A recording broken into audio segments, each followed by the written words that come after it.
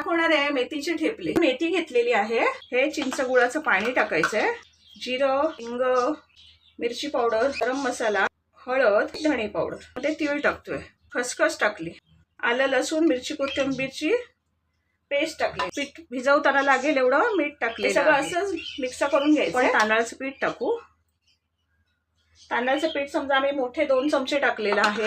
बेसन टाकलेलं आहे आपण, बेसन जरासं आपण जास्त घालतोय, तेल घालणार त्याच्यामध्ये आणि जेवढं हवंय तेवढं हे गव्हाचं पीठ घालून आपण आता हे पीठ भिजवून घेऊया।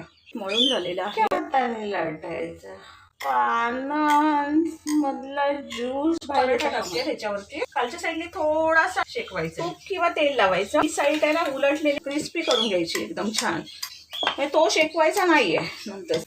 बघा झाले आपले, मी हे 2 पराठे बनवून दाखवलेले आहेत तुम्हाला, मेथीचे ठेपले, त्याच्याबरोबर तुम्ही लसणाची चटणी, मिरचीचं लोणचं द्या।